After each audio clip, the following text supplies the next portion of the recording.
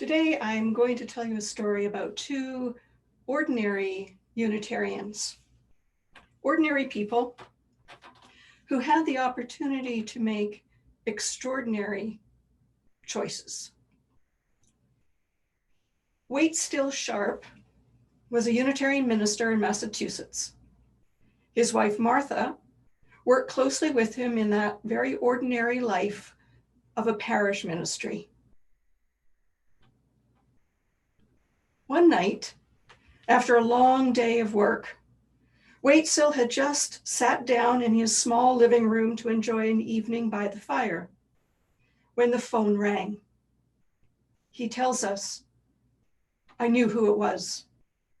It was the voice of my closest friend, Everett Baker, who asked if he and Martha could come right over, who asked if I and Martha could come right over that very evening to talk with him.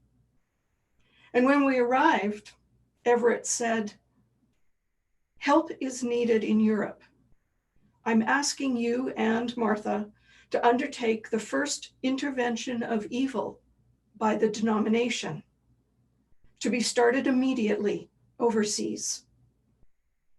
Would the Sharpes consider going to Europe and seeing how they could help organize getting significant people out? Scientists, journalists, writers, criticizers of the rising Nazi party, and Jews.' Watsill asked, 'How many have you asked already?' The answer was 17. 'Do I understand,' said Watsill, 'that they have all turned you down?' Baker replied, 'They did. They think a war is definitely coming, and they don't want to be in danger.' Martha and Watsill went home and talked it over that night. Watsill assured Martha that missionaries leave their children all the time, and that their two would be left in good hands. Martha remembered, 'My husband and I felt something must be done. We'd heard that refugees had been murdered and others imprisoned and hurt.' Watsill declared to her, 'I want to go, but I won't go without you.' By morning, they had decided. They would go and see what they could do to help. Today, we have their personal account of what they accomplished and the challenges they faced while in Europe. I'd like to give you a taste of one of their experiences. This story that I'm about to tell you was pulled from the Uua Tapestry of Faith program, which was adopted with permission from a story written by Michelle Bates Deacon in the UU World. And a warning, this is a dramatic story. On a snowy night in Prague in 1939, Martha Sharpe jumped from a taxi, darted around a corner, and flattened herself into a doorway. The heels of a pursuing Gestapo agent clicked past her. She entered an unlit apartment building, dashed up 5 flights of stairs, and rang the bell of a known anti-Nazi leader. Now, 6 weeks earlier, Martha and her husband, the Reverend Watsill Sharpe, had left their young children safely behind in the United States so they could volunteer for a relief effort in Czechoslovakia, sponsored by the American Unitarian Association. And then the Nazis marched into Prague, the capital of Czechoslovakia, and occupied the city. The helping mission of the Sharpes instantly changed into a treacherous cloak and dagger mission.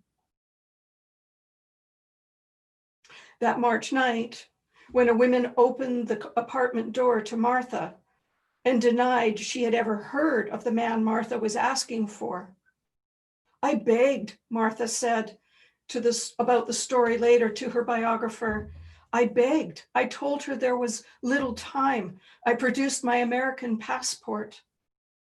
And when she saw it, she said in Czech, 'A moment,' and then snatched my passport from me and shut the door in my face.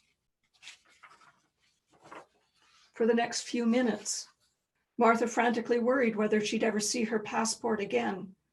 Her passport was her only ticket to safety. But the door did open, and this time a man stood before her.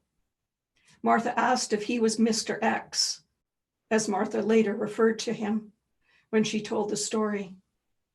He said he would give Mr. X a message. She explained she was charged by a group of British and American refugee workers with transporting him to the British embassy so he could be smuggled out of the country. The man asked her to wait a moment and then disappeared into the apartment. When he opened the door again, he was wearing an overcoat, and he handed Martha her passport and said, "I am Mr. X." Together, they walked through wind and snow across the city of Prague. A Nazi soldier stopped them when they reached a bridge over the Volta River.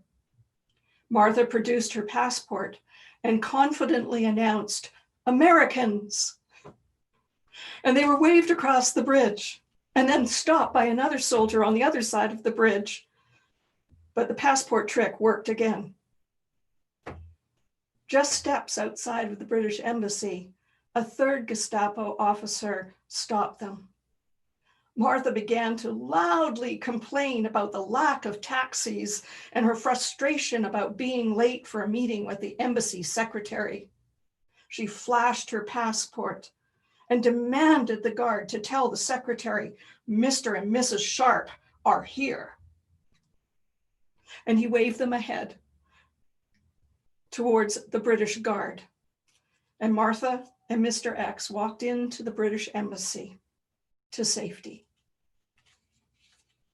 Martha then returned to her apartment, where Watsill was also just returning from a similar mission.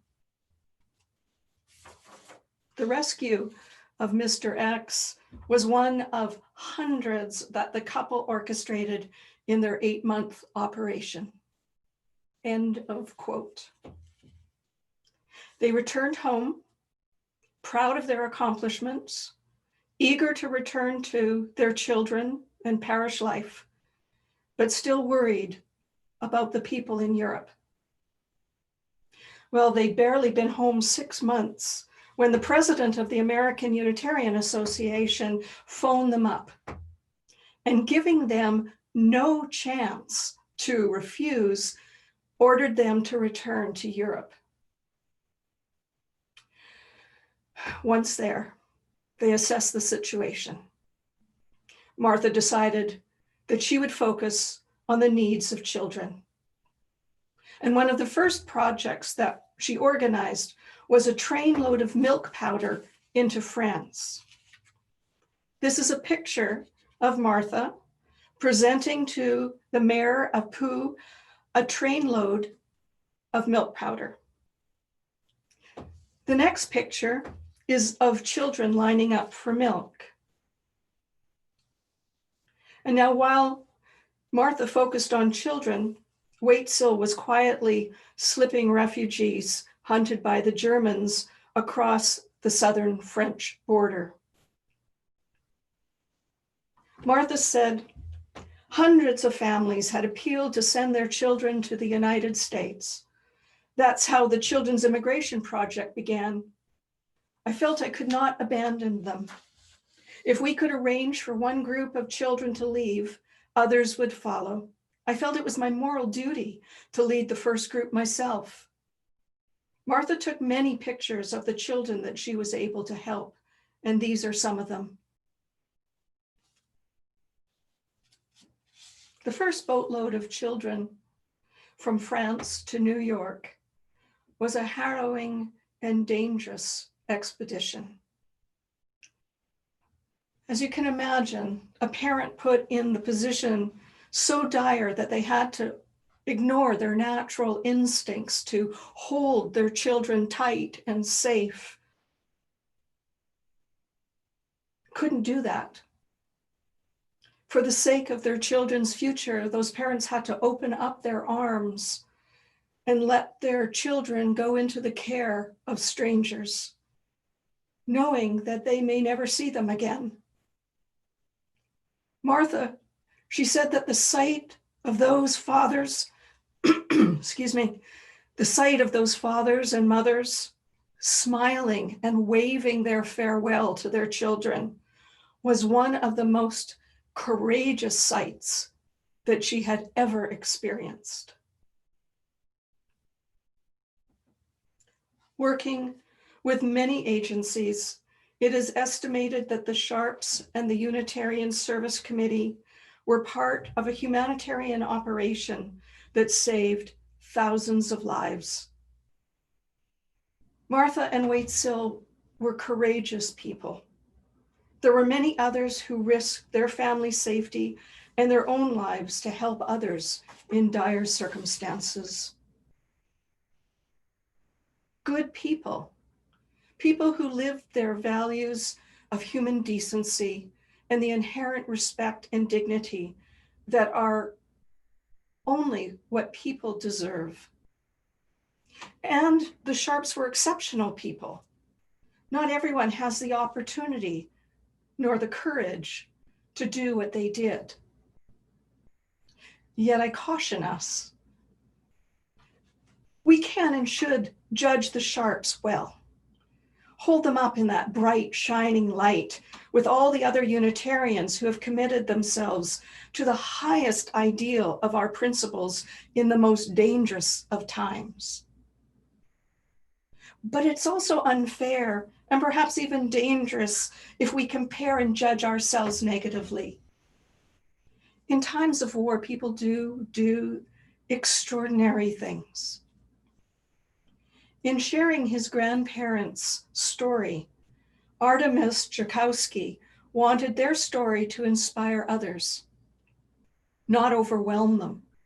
He said, life is made of momentous moments, righteous moments, but not grandiose moments. He says, it's making choices on how you treat everyone in your life. The key part about my grandparents wasn't just one big moment. They made thousands of little choices that led to the story that we now tell. And until they did, inspired by his grandparents' story, Artemis went on to create, with the filmmaker Ken Burns, the documentary called Defying the Nazis, the Sharpes story, the Sharpes War. And it's available today on iTunes, on PBS, and I've put a copy of it into the Fufon library so you can borrow it there. Now we all make, as Artemis said, thousands of brave choices every day, and that they lead up and fill in the story of our lives. Courageous choices can be, for some people, getting out of bed in the morning. And I'm not joking. That can be a hugely courageous choice. Another one is asking for help. Having a conversation that's long overdue, or risking changing a relationship. Courageous choice is offering forgiveness, is making reconciliation, is restorative justice. It takes courage to not act from fear or from anger. These choices can also be seen as rooted in our values.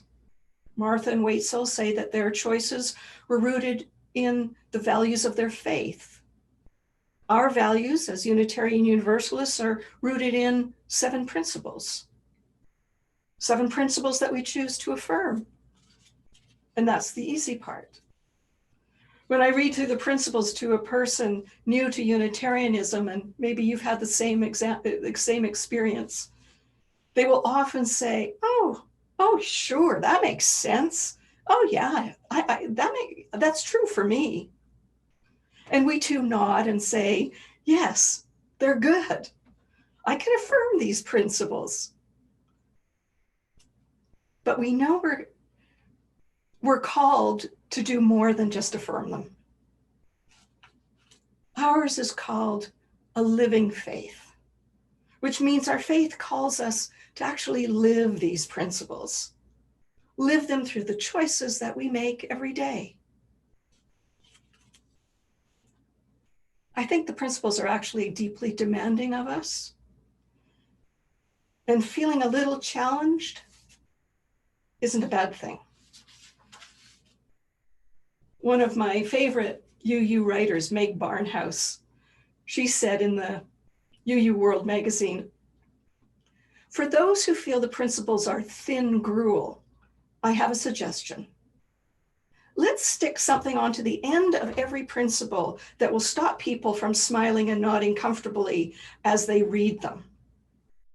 How about," she says, "attaching beginning in our homes and congregations?"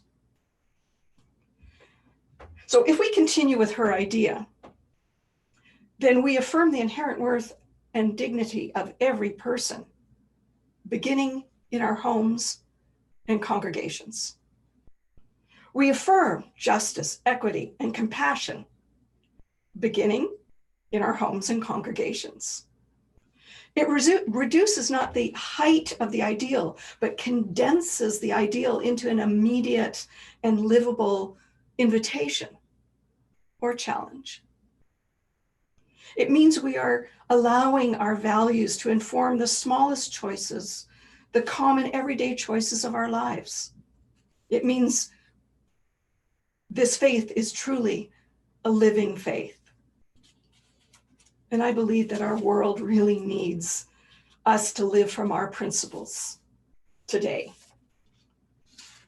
Because despite the resolution of the American election, a door has been opened that is inviting hate onto the streets, the workplaces, the homes of all our countries, not to mention social media.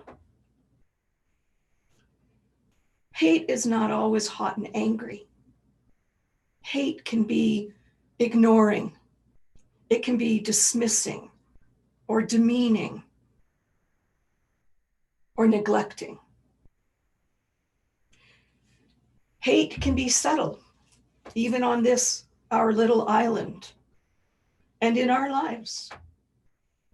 But it's not invisible if we look. The world needs us to act on our principles in our homes and in our congregations and towards ourselves. This is not a reduction of the principles.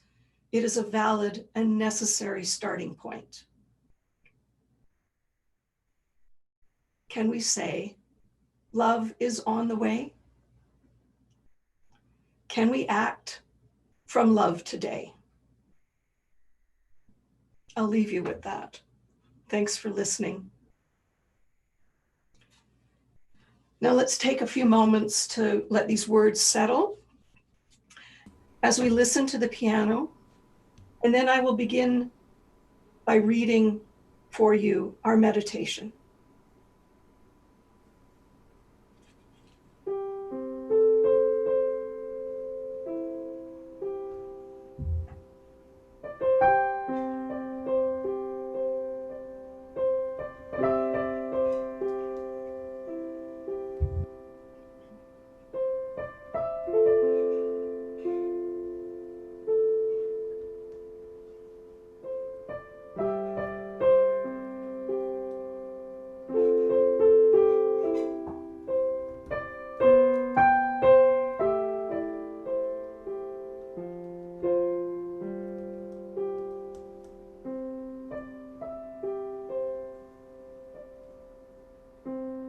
Your gifts, whatever you discover them to be, can be used to bless or curse the world.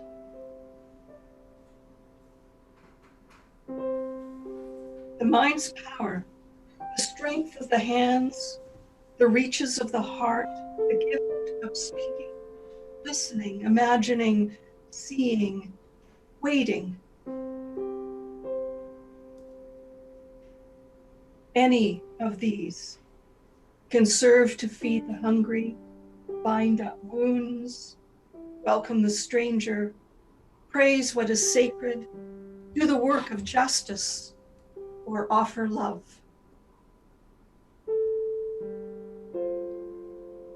Any of these can draw down the prison door, hoard bread, abandon the poor, obscure what is holy, comply with injustice, or withhold love.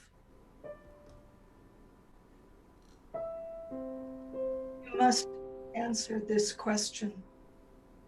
What will you do with your gifts?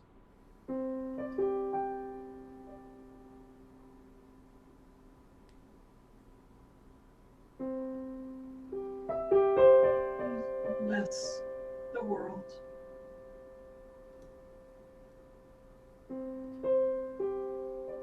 The choice to bless the world is more than an act of will, a moving forward into the world with the intention to do good.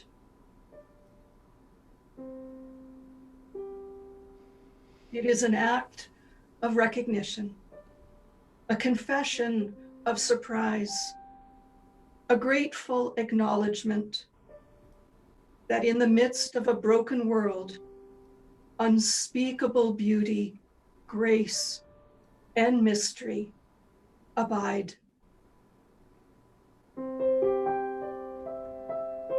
There is an embrace of kindness that encompasses all life, even yours. And while there is injustice, anathematization, or evil, there moves a holy disturbance, a benevolent rage, a revolutionary love, protesting, urging, insisting that which is sacred will not be defiled. Those who bless the world live their life as a gesture of thanks for this beauty and this rage.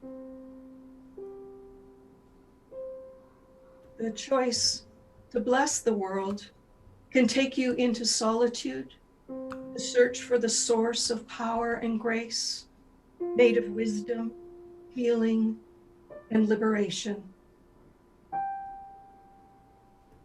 More, the choice will draw you into community, the endeavor shared, the heritage passed on, the companionship of struggle, the importance of keeping faith.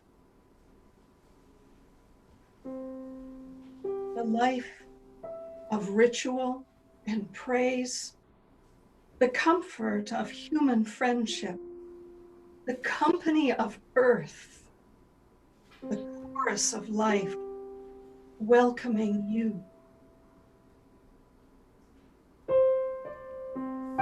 None of us alone can save the world. Together, that is another possibility waiting.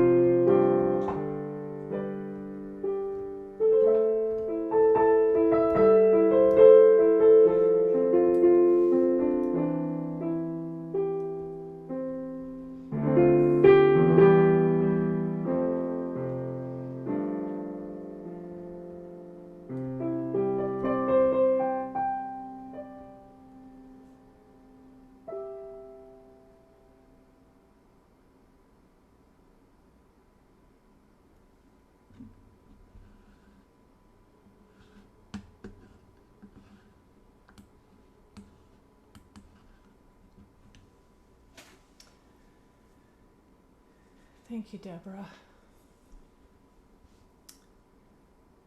Our next song this morning is Love Will Guide Us. And thanks again to Tony for bringing the words up to the screen.